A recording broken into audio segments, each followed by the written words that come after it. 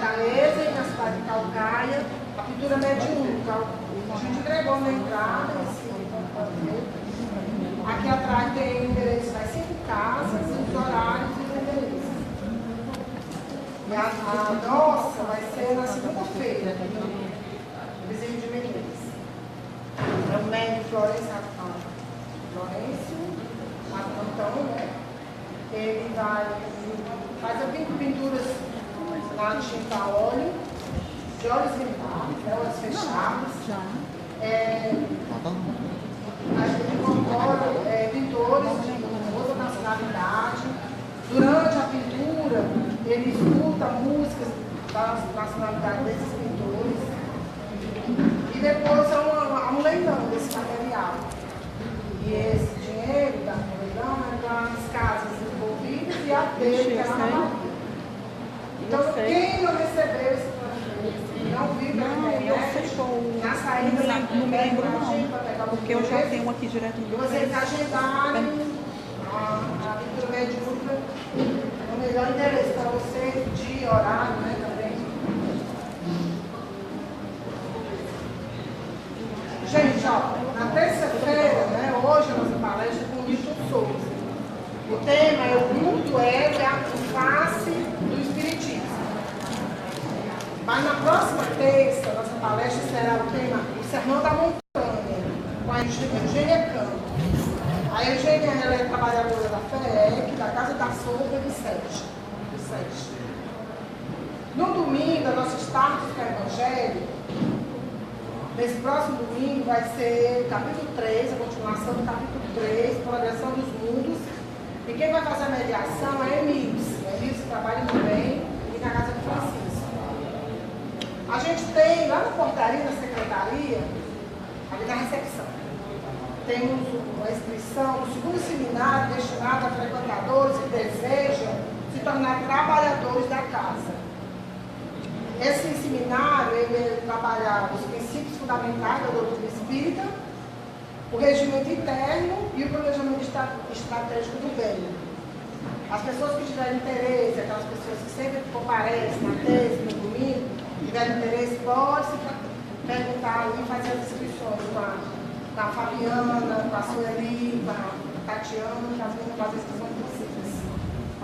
Nós temos também atendimento fraterno. Eles atendem fraterno acontece nas terças-feiras, às 18 horas, e aos domingos, às 16 horas. Agora nós vamos chamar a Diana, que vai fazer a nossa oração inicial. Depois do Milton. Viu, Milton? Pode falar.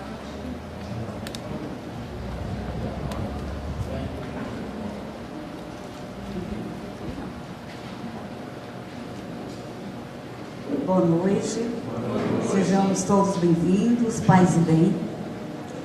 Vamos acerenar os nossos corações, as nossas mentes. Todo mundo, aquele que preferir fechar os olhos ou ficar de olhos abertos, fique à vontade. E vamos permitir nesse momento que a espiritualidade superior, que o alto nos ampare, nos proteja, nos guie, nos ilumine e nos dê a força, o entendimento e a compreensão, o porquê de estarmos aqui e para que estarmos aqui. Agradecer à espiritualidade maior, aos trabalhadores espirituais dessa casa do bem e a todos os irmãos presentes, encarnados e desencarnados. Pedir a Deus, primeiramente, que nos abençoe, que nos fortaleça, que nos auxilie, que possa guiar os nossos pensamentos, direcionar as nossas ações, que os nossos passos sejam firmes, verdadeiros, sinceros, que possamos abraçar o nosso irmão, olhar para o nosso irmão, apertar as mãos com toda a amorosidade que nós temos. E diante de Ti, ó Pai amado, nós te pedimos para que essa reunião da noite de hoje seja de conhecimento, seja de alegria, porque o Espiritismo é alegria, é conhecimento, é dividir. E nessa divisão de conhecimentos nós estamos gratos ao irmão Milton, que sempre está na casa, colaborando conosco. Pedir a Deus, a espiritualidade maior, que possa dar por início mais uma palestra da noite de hoje. Paz bem, que assim seja.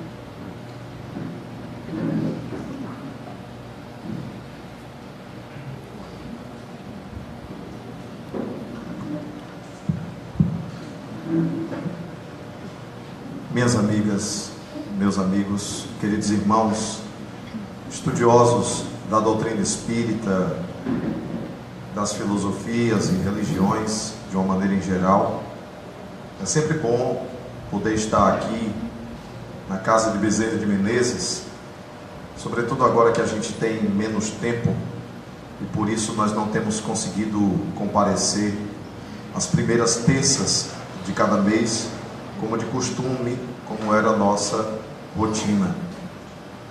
Mas sempre que a gente puder dar uma fugida de alguns dos nossos compromissos, flexibilizar a nossa agenda, nós sempre estaremos aqui junto a essa casa irmã da Casa de Francisco, do Lar de Clara, levando-se em conta que também temos muitos trabalhadores em comum numa casa e noutra, e isso é extremamente saudável, levando-se em conta que todos nós, independentemente de casa espírita, somos e devemos ser uma irmandade, devemos ser uma família.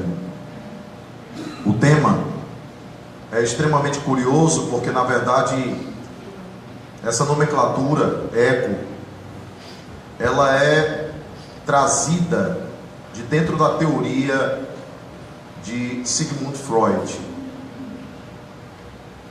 E este homem, situado no século XIX, estava situado num século que nós podemos chamar de um turbilhão em termos de teorias, ideologias, em termos de profusão, da busca de entendimento da criatura humana, da busca de entendimento da sociedade, da história e assim sucessivamente. Foi nessa época que homens como Louis Blanc, Charles Fourier, homens como o próprio Friedrich Engels, Karl Marx, esses homens buscaram de alguma forma teorizar e buscar respostas para determinados dramas da sociedade.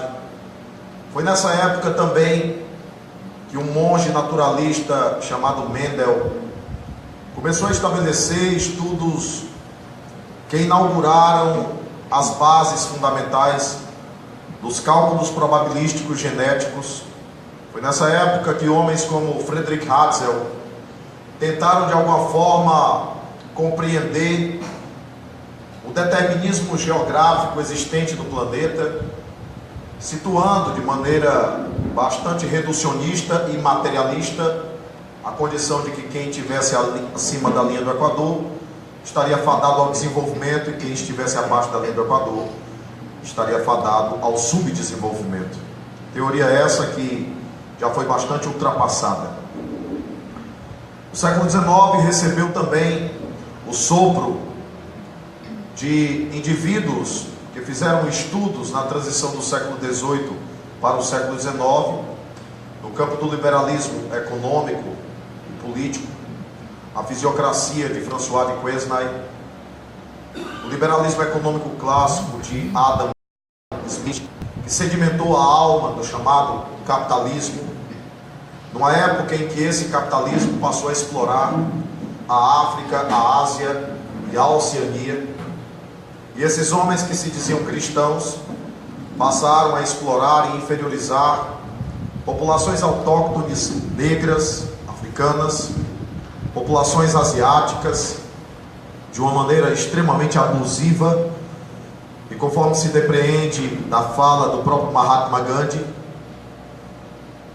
o cristianismo é uma árvore muito boa, mas infelizmente produziu os frutos que eu conheço. Mahatma Gandhi fazia uma crítica aos cristãos formais, institucionais, tradicionais, convencionais daquele momento histórico, em função da avidez não pela religião crística, mas pela religião do capitalismo, insano e selvagem, hierarquizando as raças de modo a servir de sedimento para o pensamento nazista do século XX, propriamente dito.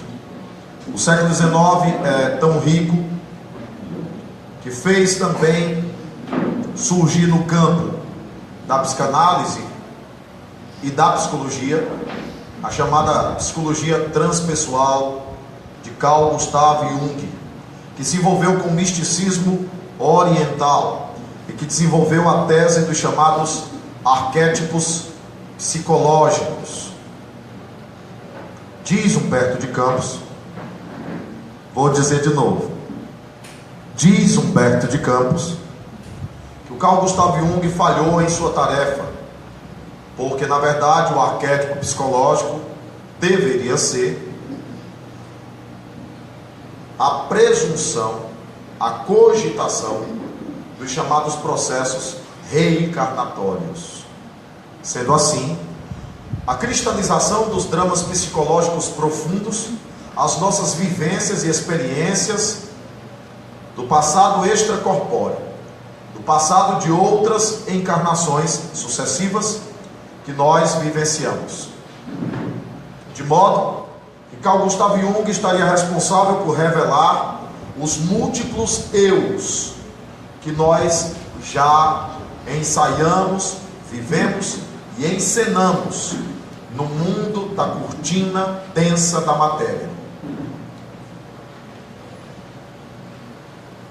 Além deles, nós vamos ver que o próprio século XIX é o século do surgimento do Espiritismo, através da publicação da obra O Livro dos Espíritos. Interessante é que o Livro dos Espíritos, em sua primeira parte, apresenta uma proposta evolucionista, 2 anos antes da publicação da obra da Teoria da Origem das Espécies, de Charles Darwin.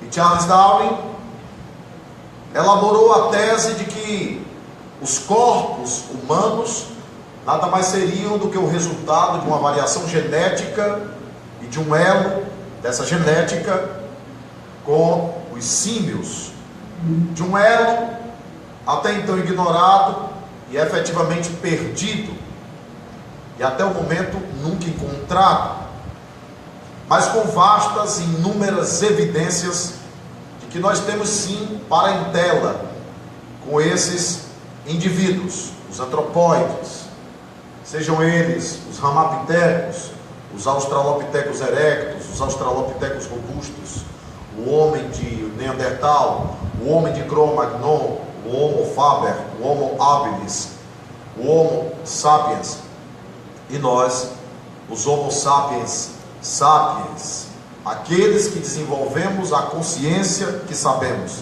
não só sabemos instintivamente, mas sabemos que sabemos, e estudamos porque sabemos.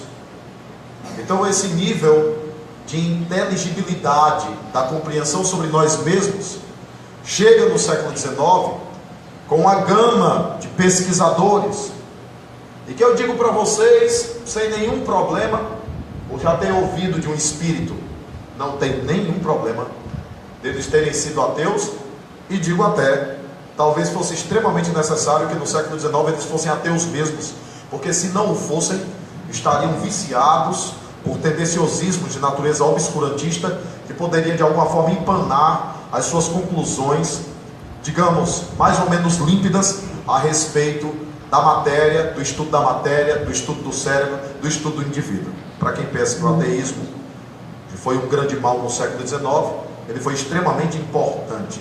como também o cepticismo foi extremamente importante, porque o não cepticismo faz com que as pessoas tenham ideias preconcebidas das coisas e deixem de ser observadoras.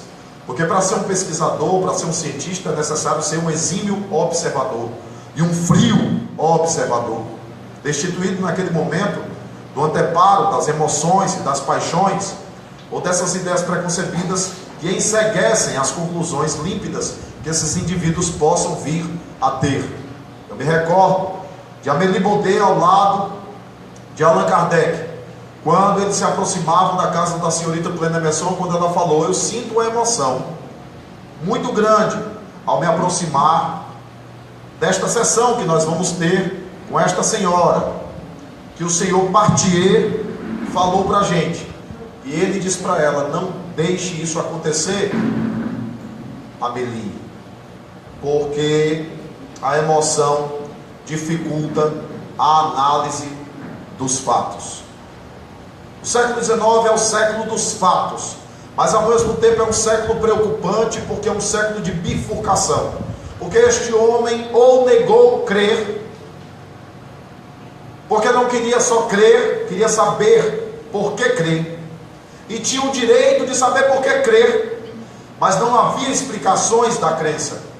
A crença era algo imposto, a crença era algo falado, a crença era algo da tradição, da oralidade, a crença era algo para se ter fé, e fé cega. A crença era algo para não ser questionado, porque o questionamento seria a influência do Satanás na mente da própria criatura humana.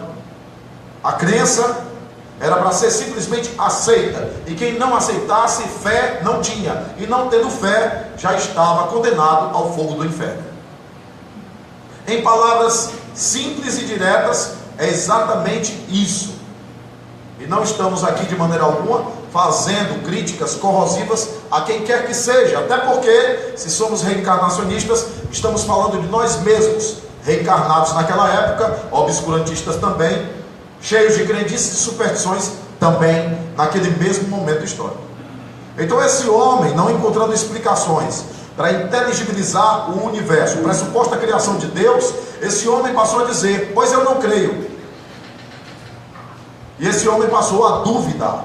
É exatamente nesse momento de bifurcação do século XIX que o Espiritismo aparece no mundo, para propor o que Allan Kardec chamou de aliança entre a ciência e a religião.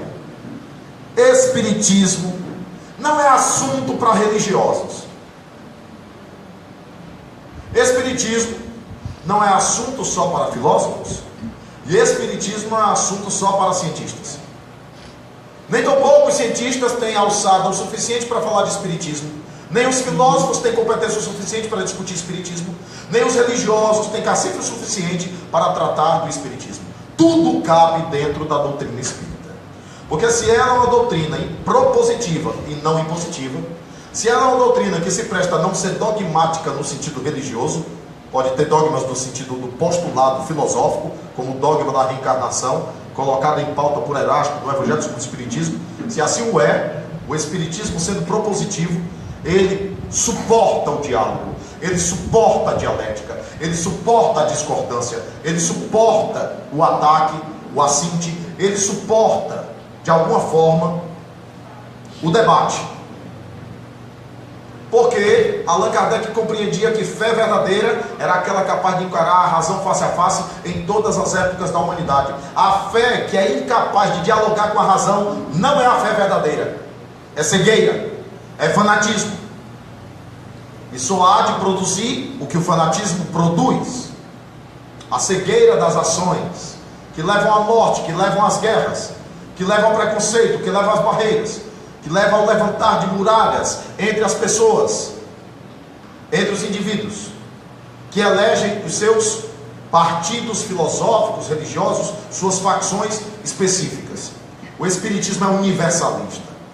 É uma proposta que se propõe, me desculpem a redundância, a explicar o que a fé convencional não explica, a explicar o milagre, cujo milagre não se explica, a explicar a teologia, que a si mesmo não explica, diante das contradições inúmeras que encontra nos alfarrábios dos textos sagrados. A grande verdade é que a proposição do Espiritismo é analisar e ter diálogo com todas as ciências. Todas. A proposta de nossa palestra, e nós estamos fazendo apenas a introdução, é exatamente colocar em pauta o diálogo do Espiritismo com a psicanálise.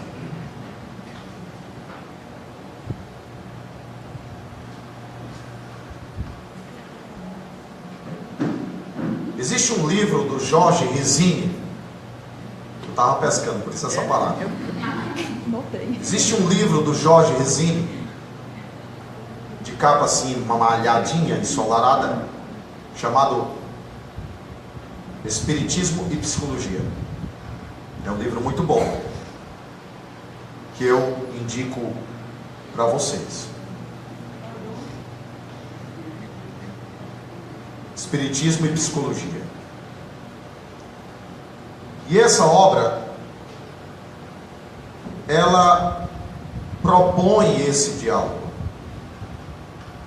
Porque Freud, ele revolucionou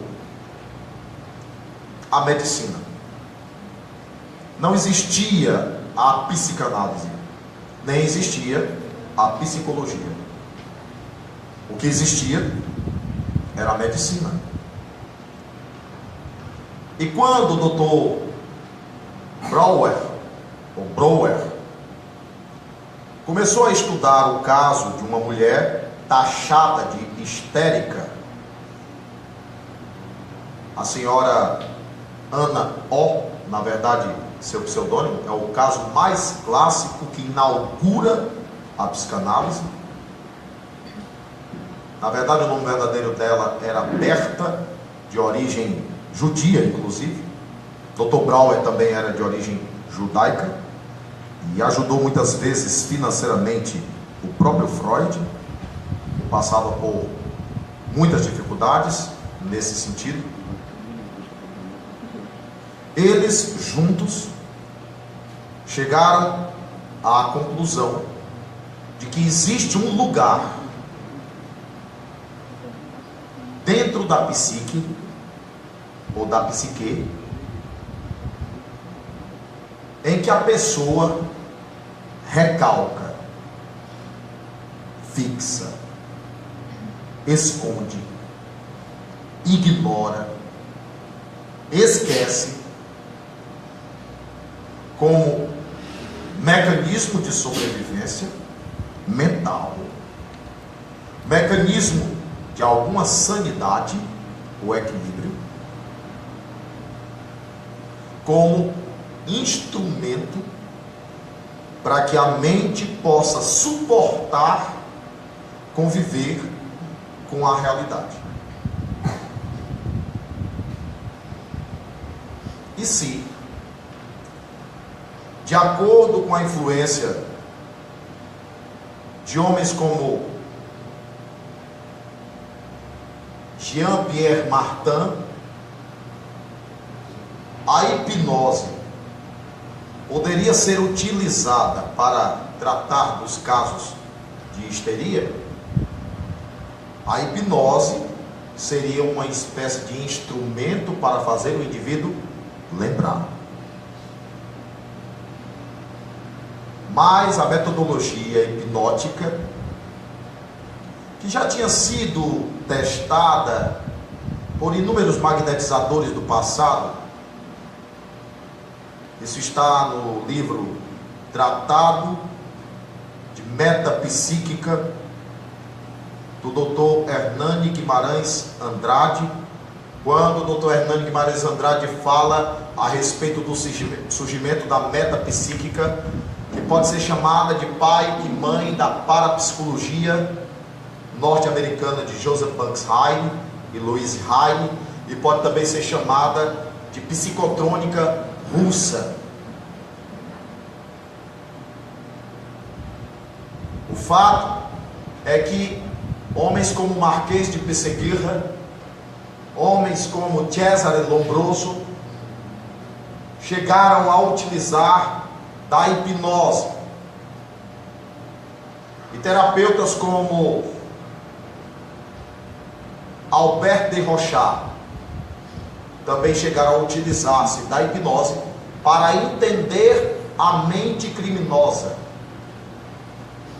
a mente violenta, do ponto de vista do inconsciente. Mas não existia propriamente o conhecimento do inconsciente. A proposta freudiana, quando ele se debruçou sobre as anotações do Dr. Brouwer, a conclusão a que ele chegou é que esse lugar existe em todos nós, e se a vida é o interregno, ou o intervalo, entre o nascimento e a morte, o passado que existe em nós é a infância. Então as mulheres histéricas estariam vivendo o resultado da supressão das suas apreensões, das suas interpretações sobre o mundo, não do sexo, mas da sexualidade. Os infantes girariam em torno de um único instrumento, dentro da perspectiva, que vocês podem taxar de machista se quiserem, a perspectiva freudiana do falo. Porque não existe o não falo, só existe o falo. O não falo, para Freud, ou a inexistência do pênis, já era o pressuposto das interpretações femininas daí decorrentes, como das interpretações masculinas infantes daí existentes. Ele entende que esse porão, esse arquivo, ou como chamou a própria Ana O, depois de terapeutizada não mais pela hipnose, terapeutizada pela fala, e segundo o que ela mesma colocou, é a terapia The Talk of Curie. Falando se cura. Porque não queremos falar. Nós escondemos o que sentimos, o que somos e sobretudo o que recalcamos. Não queremos lembrar, não queremos falar, não queremos recordar, não queremos fazer esse caminho. Ela usou um outro termo para isso, chamado limpeza de chaminé. De modo que todas as mentes têm a sua chaminé. Mas para Freud, a vida é o interregno entre o nascimento e a morte. E o inconsciente é só o arcabouço da infância de cada um.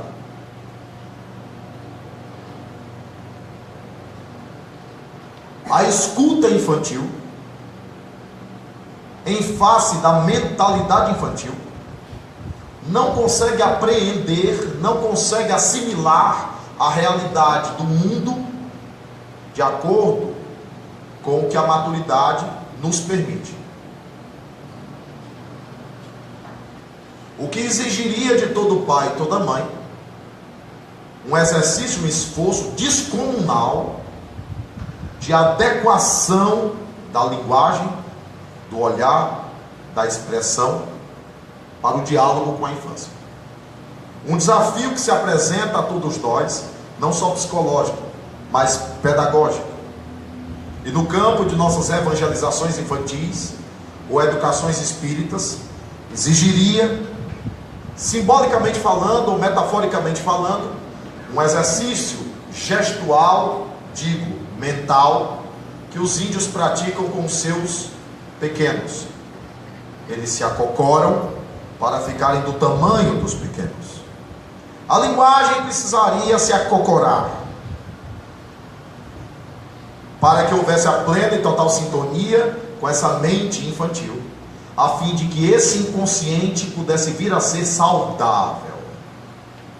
Porque qualquer proposição sem a devida explicação dentro do quadro de sua assimilação pode gerar os mais diversos distúrbios de comportamento, fixações e recalques do indivíduo.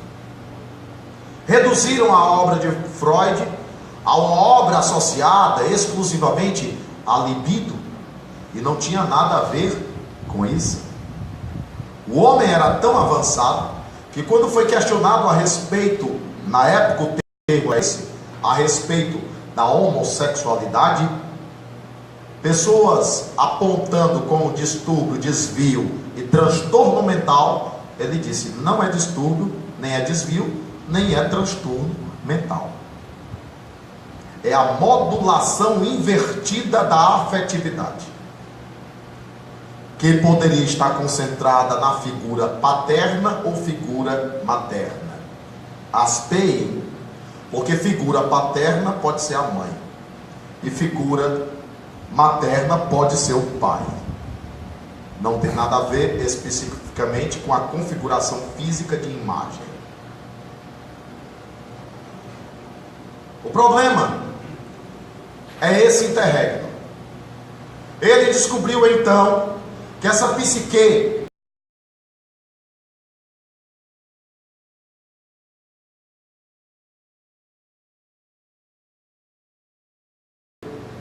ela pode ser didaticamente dividida, eu reforço, em pelo menos 3 tópicas de estudo. E mudou a nomenclatura nas 3 tópicas de estudo. Eu vou usar a clássica: id, ego e superego. O id seria isso, o eu, a essencialidade do ser. O ego seria esse eu confuso, confundido, esse eu que interage com o mundo. E o superego seria o mundo, ditando regras, normas, ideias, processos, moral, sermão, condutas, leis. O ego é uma parte dessa psique.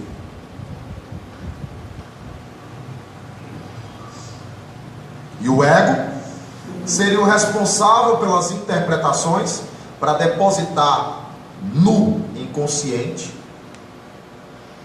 todos esses recalques, fixações e assim sucessivamente. Por isso a gente tem que ter cuidado com esse ego. Acho interessante e engraçado tocar no assunto ego como se estivéssemos falando de egoísmo. Nada a ver. Como se estivéssemos falando de egolatria. Nada a ver. Do ponto de vista teórico, é um distanciamento grande da fundamentação teórica, porque o ego também é você, o ego também faz parte de você. E o ego exerceu um papel fundamental na época primitiva do homem. De acordo com a fenomenologia de Russell, o existencialismo de Jean-Paul Sartre, nós vamos perceber que essa relação com o mundo que se estabelece não tem ruptura. Se você juntar as teorias também da transição agora do século XIX para o século XX, do Russell, com a teoria do Freud, você vai ver que o que é chamado de superego não é um mundo lá fora. De acordo com a teoria fenomenológica da psicologia, o mundo sou eu, e eu sou o mundo. Eu nunca conseguirei me apropriar do estágio pré-reflexivo. Eu nunca conseguirei me apropriar da essência. eu nunca conseguirei me aproximar do proto-ser que sou, se eu não conseguir entender essa dialética entre o mundo e eu. Entre eu e o mundo. É equivalente a eu e isso. Isso e eu. Porque há uma integração, um holismo, para usar um termo em moda. Há uma gestalt, para usar o termo chique. Há uma soma de todos esses fenômenos ao mesmo tempo, interagindo constantemente em nós. Mas você diz que percebe com os olhos? Não, você percebe com a audição. Você diz que percebe com os olhos e com a audição? Não, você percebe com o palato. Você diz que percebe com os olhos, com a audição, com o palato? Você percebe pela sensibilidade cutânea. Você diz que percebe com tudo isso, mas você percebe também de costas. Você percebe também dormindo. Você percebe também sonhando. E se eu falasse de mediunidade?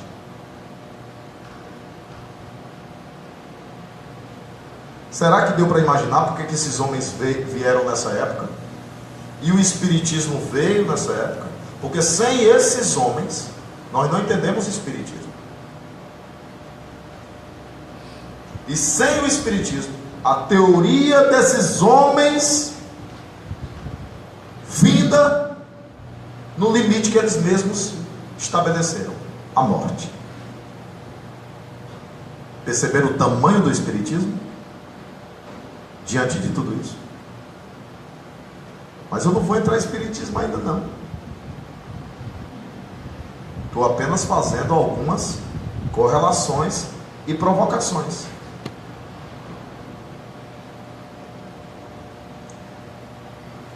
Essa divisão didática, id, ego, superego, deve ser compreendida como sendo o construto do eu. Mas o eu ainda não são eles três. O eu ainda não é a soma dos três. O eu, na verdade, é o fenômeno da interatividade dos três. E toda vida que eu falo e que olho para a interatividade dos três, tem mais algo que se soma. E quando eu reflito novamente, tem outra coisa que se soma. Então, é fugaz. Eu não consigo nunca recortar. Eu não consigo nunca me apropriar. Parece que a gente está dando razão a dois filósofos antigos. Teoria da impermanência, teoria do ser imóvel. Parmênides dizia que o ser é imóvel, porque a essência é imutável. A sensação de movimento é aparente e ilusória. E Heráclito de Tiana, que dizia que o homem não é o mesmo ao entrar no rio pela segunda vez, dizia que nem o homem era o mesmo, nem o rio era o mesmo ao entrar pela segunda vez, a chamada teoria da impermanência. Para quem olha a casa de fora, ela é vermelha. Para quem olha a casa de dentro, ela é amarela. Quem tem razão, então? O ser é ao mesmo tempo imóvel e impermanente. A impermanência faz parte dessa imobilidade, por mais contraditória que pareça a frase. E essa impermanência é, na verdade, uma perspectiva de constante matemática. É como dizer, tudo é relativo. Mas quando se diz tudo é relativo, você está absolutizando o relativo. Então o que é absoluto? A relatividade. São duas faces da mesma matéria. Perceberam como o Espiritismo é grandioso? Se ele não fosse isso tudo, eu não teria condições de falar dessas coisas. É o Espiritismo que permite a gente entender essas coisas. Porque permite a gente dialogar com a filosofia, com a psicanálise, com a psicologia. Se o eu é isso tudo, e isso tudo ainda não é o eu,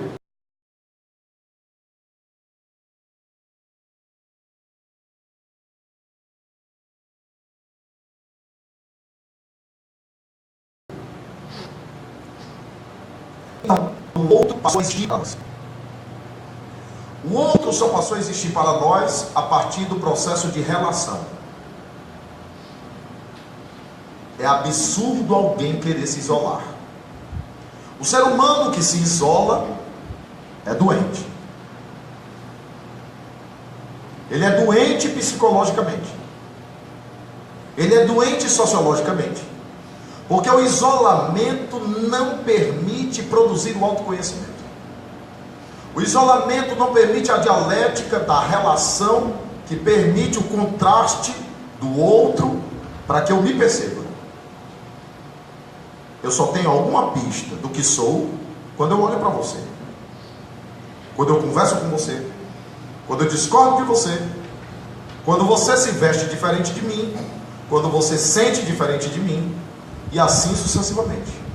Graças a Deus existem as diferenças.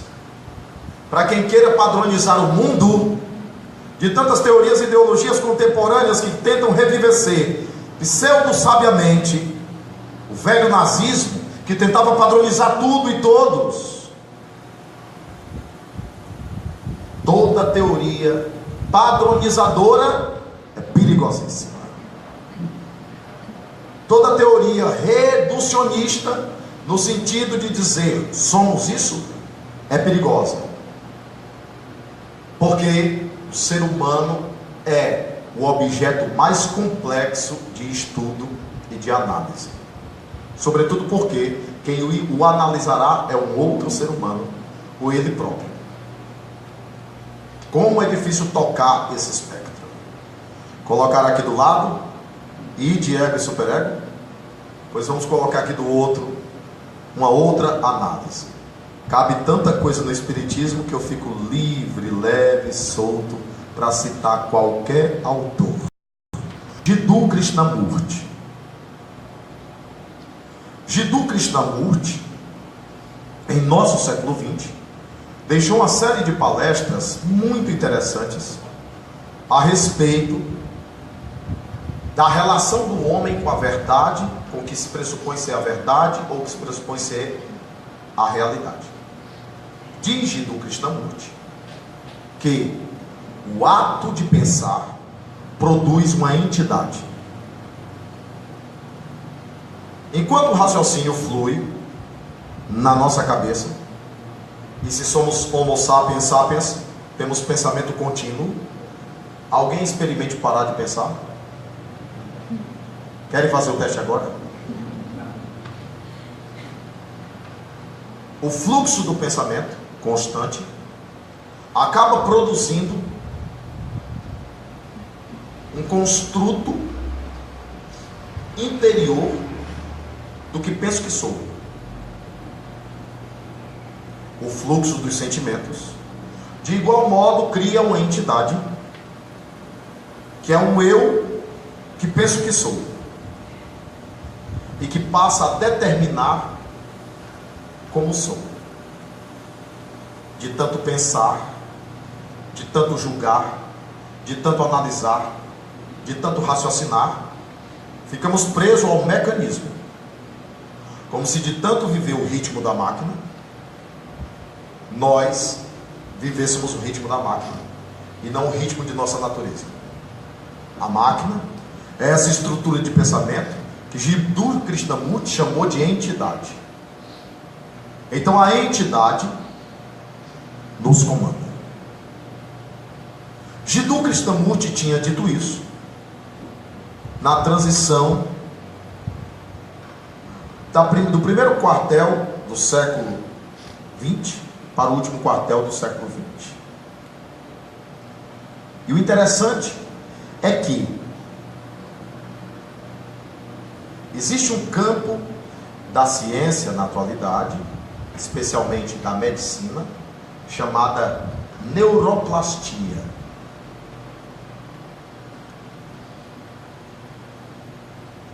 Descobriu-se que as células não envelhecem, as células neuronais não envelhecem, elas encurtam. O esquecimento tem mais a ver com encurtamento do que com a velhice ou efetivamente a morte da célula. Nós temos 86 milhões de células neuronais. na nossa cabeça. Pararam para imaginar isso aí? A gente estuda biologia, mas Deus não existe. Você estudar só uma célula dessa, você fica pensando, é impossível que isso não tenha sido produzido por uma inteligência. Então, é impressionante. Descobriu-se que o cérebro da criança, quando adulta, já não é mais o mesmo cérebro. Nem do ponto de vista da coloração da massa encefálica, que vão dizer que é sempre cinzenta, mas ela vai ter sua variação, o seu degradê, de diferenciação, de pessoa para pessoa. Descobriu-se que não só o cérebro cresce também, e que as variações cerebrais, elas podem ser químicas, mas as variações químicas não provocam a mudança da conformação cerebral, nem a mudança das descargas elétricas cerebrais. Tudo que você pensa agora, como você pensa agora, como você sente agora, como você reage agora, molda uma estrutura cerebral compatível com essa forma de comportamento, de sentimento, de hábito, de entendimento. As chamadas redes neurais. Você fez com que o neurônio A se comunicasse com o C, que se comunica com o Z, enquanto ela está fazendo o neurônio A se comunicar com o F, que está se comunicando com o G, que vai se comunicar com o Y. E esse mapa neural determina e influencia o comportamento humano. Na questão do Livro dos Espíritos, questão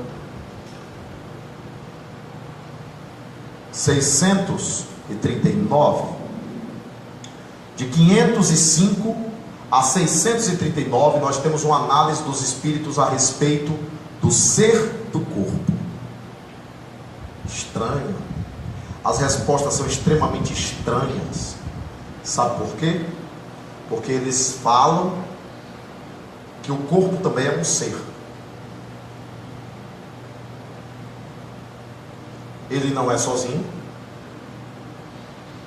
Ele tem, didaticamente, outro ser, só que é um ser consciente.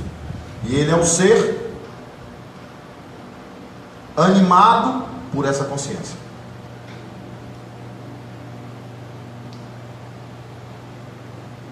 Quem tem mais poder sobre quem? Dizem que a carne é fraca.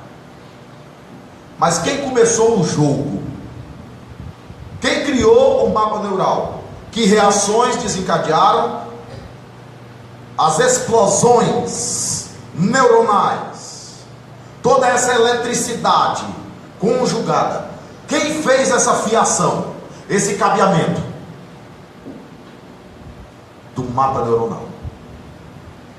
Esse ser, esse proto-ser, esse ser que vem de outras encarnações, para a formação do que se convencionou chamar de ego. Por que é tão difícil mudar um hábito? Porque agora é o corpo que está dizendo para você: eu não quero isso. Você me acostumou a comer essas barras de chocolate. Você me acostumou a esse prazer. Você me acostumou a sempre reagir desse jeito.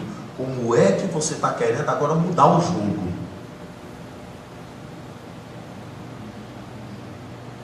Desculpem a sinceridade, mas às vezes nosso movimento espírita é tão infantil, falando de reforma íntima.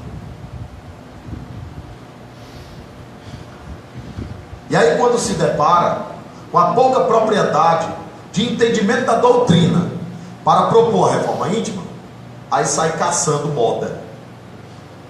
Tudo que é de moda, de autoajuda superficial e rala, para produzir a mágica da autotransformação. Sem martírio.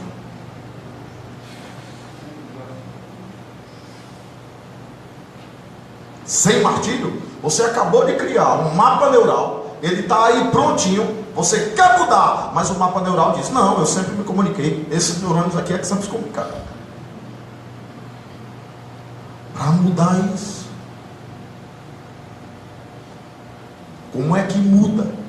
Como é que você muda? Que tipo de esforço você vai ter que fazer para mudar? E tem gente que passou 10 anos massacrando o outro. Aí diz assim, não, mas agora eu mudei. Aí chega pra gente e diz assim, mas eu já mudei, por que a pessoa ainda está assim comigo? Eu disse, meu filho, você precisa de mais 10 anos fazendo a novidade. Porque você levou 10 anos para produzir essa imagem que você tem. Pronto, neném, já foi publicado na rede. Para você mudar essa imagem agora, haja esforço. Esse pressuposto, simplistamente falando, é igual àquele quando bota um escândalo no Facebook, que tem empresa de consultoria paga aos milhares e milhões para poder refazer a imagem do indivíduo. E o consultor da empresa, eu ouvi no rádio, disse, só dá para aliviar 60%, 70%. Aí fica uns 30% ainda de imagem suja. Pega o percentual e coloca na proposta que você está aí dizendo que é a proposta de autotransformação. Mas a gente está aqui e tem que mudar, porque a proposta é espiritualizante, mas ela é individual. Ninguém pode cobrar de ninguém. Está todo mundo a caminho. Agora você decide com quem você quer caminhar. Livre-arbítrio seu. Mas uma coisa é certa, há pessoas que são professores, há pessoas que são lições, há pessoas que são fonte de aprendizado, até aquela que testa você. Então você decide o seu currículo, o seu conteúdo programático, se você quer ou não produzir algo a partir dali. Mas só serve se conseguir produzir algo a partir dali. Porque quando não consegue mais produzir algo a partir dali, já pode se tornar um outro problema. Porque aí quem vai trocar os pés pelas mãos é você.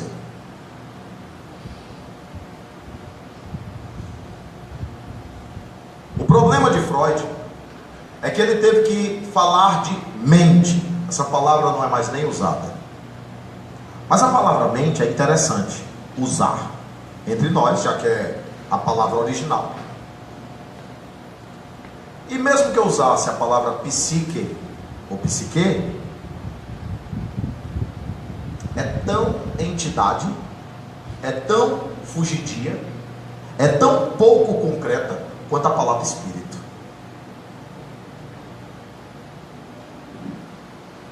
A fenomenologia de Russell é tão pouco ciência acadêmica, epistemológica, que eu fico pensando assim, povo preconceituoso mesmo. Por que espiritismo não foi considerado ciência então? Porque se eu tentar estudar fenomenologia, é tão pouco mensurável quanto o próprio espiritismo. Diria que o espiritismo é bem mais mensurável do que a fenomenologia. Desse modo, o que é o inconsciente para o Freud? É o nosso porão. Mas esse porão dele é raso ainda. Essa chaminé da Ana O é pouco profunda. Não é tão grande assim. piora com o espiritismo. Ai, Milton, piora? Piora. Piora porque abre um campo de complexidade diferenciada e nova. Piora porque tu tem o inconsciente desta vida e de mais 799 aproximadamente para trás. É um cálculo estatístico, tá? É uma média, bota ponto, suicídio no meio, aí a gente chega nesse número. É só uma elucubração matemática para a gente tentar pensar. Quantos eus existem dentro da gente? Quantos inconscientes existem dentro da gente? O espiritismo veio dizer: Freud, teu inconsciente é raso. O inconsciente para o espiritismo é fundo demais, é profundo demais, e se perde na imensidão do aspas, mistério da criação. Por quê? Agora eu vou para a física quântica. Por quê? Se a partícula tem memória, a célula tem memória. A neuroplastia revela que a célula tem memória. A célula sabe exatamente o que é que ela tem que fazer, porque ela foi projetada para aquilo, pela própria mente ou psique humana. A célula tem memória, pois a subpartícula atômica tem memória, a partícula tem memória, o átomo tem memória. Ah, então quer dizer que tem memória? Então imagina quando a gente foi princípio inteligente do universo, nas pedras, nas plantas, nos animais, até chegar no homem. Tem memória? Tem memória. Kardec pergunta: e se eu quisesse me lembrar da época em que o princípio inteligente que em mim existiu? Porque o princípio inteligente é como se ele deixasse de existir. Na verdade, ele se transmuta em ser inteligente, para ter autoconsciência, pensamento contínuo.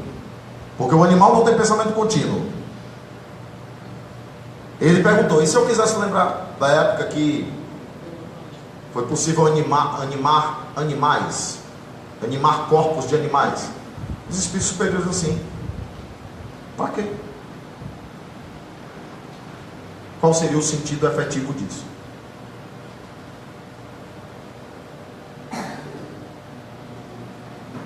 Então, se a gente é tudo isso, eu imagino que a nossa estufa de evolução é a encarnação inteira. E esse porão resguarda o ego, chamado hoje pela quarta força psicológica de sombra. É a sombra. Todos nós temos a nossa sombra. E se a gente dialogar com um livro de Antônio Damasio, intitulado O Erro de Descartes, ele vai evidenciar que muito do que existe em nós ainda sofre a influência da estrutura física de quando éramos antropóides. Muito do que existe na nossa cerebração, da base do cerebelo para a base do encéfalo, ainda existe o cérebro subreptiliano, que tem a memória de quando a gente era primitivo. Eu não tenho que aceitar a violência.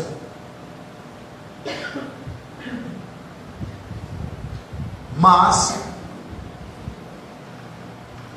eu sou sincero com vocês. Aprendi a encarar com mais tranquilidade. Como assim? Qual você acha que é a minha distância para um antropóide daquele? Você se acha muito evoluído? Fala-se de espírito superior como se ele tivesse uma superioridade estupenda. Quem foi que disse?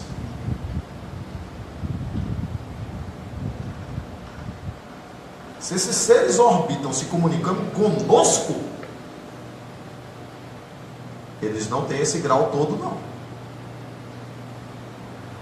Se eles ainda estão ligados a nós,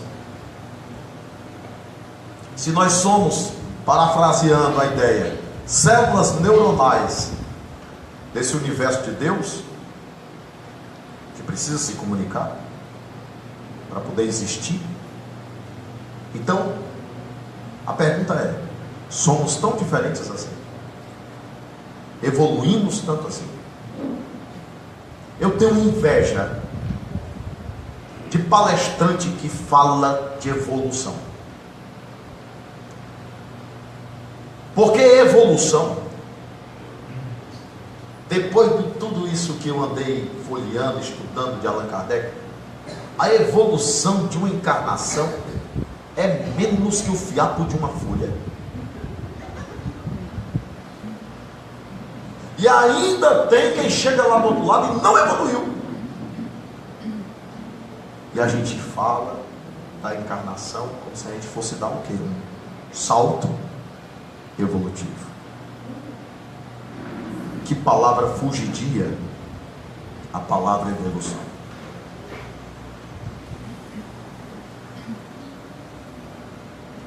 Então precisamos saber que existe alguém convivendo conosco. Isso é uma boa proposta. Eu acredito que se eu não tiver atingido o objetivo da palestra da noite de hoje, com todo esse conteúdo, eu ofereci um consolo aos solitários. Você não está sozinho.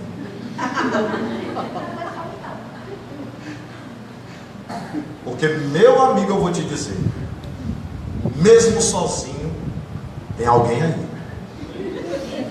Eu não estou falando de obsessor. Eu estou falando da própria criatura humana. E os companheiros aqui, vamos aprender o seguinte, que aí é um seminário que eu vou dar, mas vai ser pago em prol de uma casa e em prol do lado de Clara. Eu vou falar de obsessão, a relação da obsessão com a neuroplastia do cérebro. Vai ser esse o tema. Porque se eu, como espírito, crio neuroplastia no meu cérebro, e o obsessor comigo, como é que funciona? O que acontece? Meu amigo, é uma abertura de campo para o entendimento dos problemas psiquiátricos e da linha tênue entre transtorno mental e obsessão. O pessoal ficou feliz, não foi? Vou deixar agora os médiuns da casa tristes entre transtorno mental e mediunidade.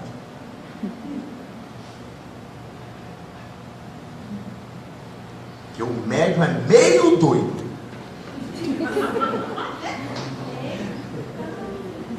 Só meio. Eu fui falar aqui porque, meu amigo, cá pra nós, você está aqui, você está comendo uma pizza, Alano, você está conversando com a sua namorada, você está conversando com a sua noiva, você está conversando com a sua esposa, mas você não está sozinho, você está conversando com a sua esposa, sua namorada e um monte de gente na sua cabeça. Isso é normal?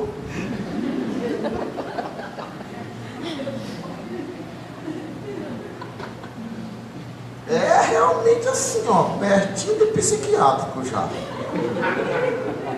De vez em quando o frontal dá um grau. Um ansiolíticozinho. Então o desafio de conhecer-se é maior do que o que se fala por aí. O povo anda falando dessas coisas muito fácil, Jesus. É um trabalho. Não, mas a casa espírita vai me mudar. Eu tomei 3 passos. Não, então foi mediúnica. Atenderam 10, já estou livre de 10. Deixa eu tirar aqui da lista. Que todos saibam, se esse pulso do inconsciente, que é a verdade fugidia sobre nós, não muda, tirar essa máscara e essa e aquela, ou botar essa, aquela e aquela, de que ficou bem, não vai mudar nada. Por isso, tem gente que não gosta de conversar comigo, porque a pessoa chega e diz: é porque a desobsessão, o espírito se comunicou. Eu disse: como é que você está? Não, a obsessão, o espírito está me percebendo desde a encarnação passada. Faz 3 encarnações que ele está acabando comigo. Eu não venci na vida por causa disso. Nunca foi incompetência da pessoa, nunca a pessoa deixou de estudar, nunca a pessoa deixou de fazer o curso, nunca a pessoa fez a escolha errada. Então, é o obsessor. Ele é o culpado. Qualquer dia eu vou fazer uma palestra em defesa dos obsessores. Vou! Quer apostar? Pode anotar. Eu vou fazer uma palestra em defesa dos obsessores. O manifesto dos obsessores. Aproveita que eu sou médio, eles falam por mim também. Porque os pobres levam culpa de tudo.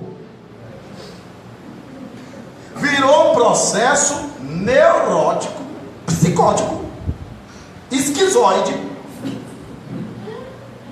de transferência. Você vai para o psicólogo, você transfere para o psicólogo. Pegou a esposa, transferiu para o esposo. Pegou a esposa, transferiu para a esposa. Rapaz, quando você vê alguém transferindo para você, se esconda, porque vai virar um problema. Porque a vida daquela pessoa depender de você, isso é cruel. Você fazer essa falta de caridade, colocar nas costas de alguém as razões, os sentidos de você ser, se manifestar, sorrir, chorar, viver. Meu Deus, que coisa deprimente. Isso é pior do que a escravidão, lelê, da época colonial. A proposta de libertação pelo espiritismo é outra, é autonomia, é andar com os próprios pés. Quer andar comigo? Quer? Beleza. Simplesmente, nós precisamos entender mais ainda agora que a concentração maior de todos os nossos tratamentos tem que ser o indivíduo.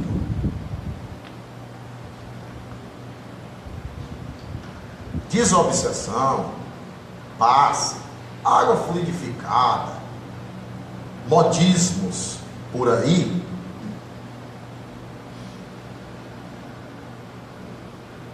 são só acessórios.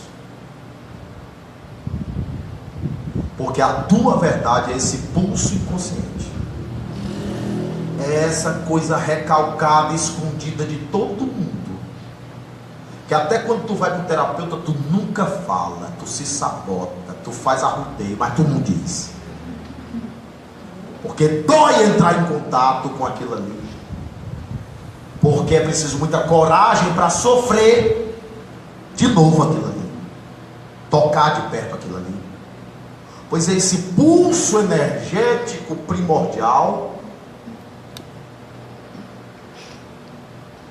que te liga ao mundo espiritual. Não é o que pensa que tu é, não é o que tu pensa que tu é, não é a entidade em si, é esse inconsciente profundo, esse resultado de construto, essa soma das partes que é maior do que o todo, que te sintoniza, que atrai para junto de ti. Aí a pessoa não entende por que o nome foi para a mediúnica e não deu resultado, por que fez o passe e não deu resultado, por que e não deu resultado, porque a pessoa não mudou a voz de dentro, o tom da voz de dentro, o grito de dentro, o conteúdo de dentro. Para encerrar e comprovar isso de vez, quando a gente se desdobra, como vocês acham que a gente é? Você acha que é assim? Como você é? Você tem essa imagem aí? Parecida. Mas é a mesma expressão? A mesma manifestação? Não. Tem uma verdade e uma coloração que lhe é própria, que você não consegue esconder.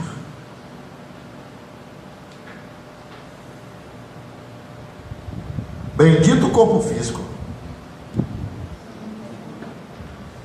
Esconde tudo, neném.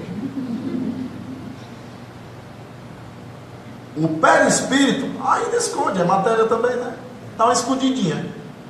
Mas é holograma, ó. É holograma do conteúdo interior. É um holograma. É um feixe holográfico. Tridimensional. Multidimensional. Intradimensional. E também para fora. Essa é a nossa verdade. É em cima dessa verdade que a gente tem que trabalhar. E não dessa mentira de farsa, de hábito, de religião. Hábito de comportamento, hábito social, superego, não, superego disse. A gente segue regra, mas por dentro a gente nem gosta daquilo ali. A gente não acha interessante. Não faz parte de mim. Então a proposta dessa palestra, na verdade, uma provocação. É exatamente propor a cada um de nós que a gente entre em contato com isso e se liberte desse conceito superficial de reforma íntima, desse conceito superficial de autotransformação, desse conceito ralo que nós temos escutado de trabalhar as emoções, como tem sido proposto. Não funciona assim. A prova tanta que não funciona, que a gente tem visto que não funciona. Não tem dado certo. Nós temos reproduzido o passado. Vem, senta, assiste. Eu não quero usar as expressões. Eu venho, sento, assisto, vou embora. Venho, sento, assisto, vou embora. E aí? Por isso que a proposição da casa espírita tem que ser estudo da alma. Precisamos da arte, da oratória? Precisamos da provocação dos sentimentos por uma oratória eloquente? Precisamos, mas precisamos de excelentes indivíduos que saibam estudar e fazer as pessoas estudarem a si mesmas a partir das proposições das revelações espíritas, fazendo essas conexões com esse ego, com esse eu, com esse id, com esse inconsciente, com esse ser verdadeiro que somos. Porque senão o espiritismo realmente vai ter passado pela nossa vida, mas não vai ter ficado. Teremos sido só polemistas, teremos sido só discutidores, teremos sido só intelectuais, burocratas de doutrina espírita, teremos sido tanta coisa bonita, representativa nesse mundo, não é? Uma palestra, com a ajuda dos universitários, com base nesses conhecimentos todos, lindo. Mas se não servir para mim, o que eu vim fazer aqui? Nada. Dá nem para chegar do outro lado e dizer assim: ei, eu tenho uma palestra lá no bem.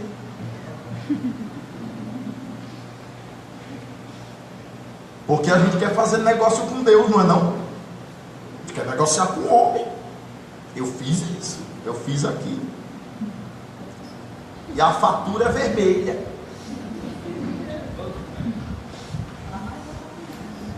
E a gente nem pensa.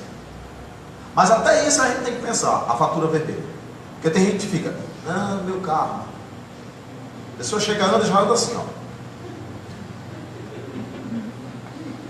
Por que você não levanta os ombros, né? É o peso do carro. Outra visão equivocada. Karma ou causalidade é a percepção madura do que fizemos. Só que eu tenho um presente para viver. Não é ficar fixado no passado. Eu estou doido para fazer uma regressão de memória. Ficar fixado no passado. Se for terapeuticamente, tudo bem, eu fico calado. Mas curiosidade. Não é porque eu tive um sonho repetitivo naquela época. Me diga uma coisa, no que isso te ajuda a avançar. Se você não tirar suas conclusões realistas para poder crescer com isso. Passado só serve se for para transmutar o presente. Então a gente precisa realmente perceber isso. Encerrar com a música. Posso? Eu gosto de cantar, eu vou cantar. Se vocês vão gostar ou não da minha voz, aí eu não sou responsável por esse sentimento que vocês estão elaborando. Já que deram o microfone para mim, a palestra é minha. Eu vou usar esse poder que me atribuíram. Essa música é muito interessante. De muito longe veio em surtos milenários, vivi na luz dos sóis, vaguei por 1000 esferas, e preso ao turbilhão de motos planetários, fui lodo e fui cristal do albor de priscas eras, 1000 formas animei nos mundos multifários, fui planta no verdor de frescas primaveras, e após sombrio estágio, entre os protozoários, galguei novos degraus, fui fera dentre as feras. Depois quem me brilhou o facho da razão, fui encola feroz de tribos primitivas, e como tal vivi por vidas sucessivas, e sempre na espiral da eterna evolução.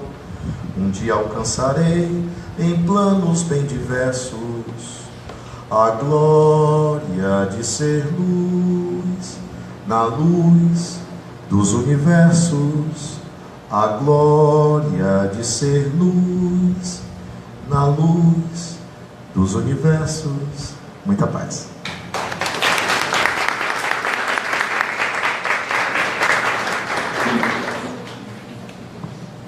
Gente, agora a gente vai... Os passistas vão para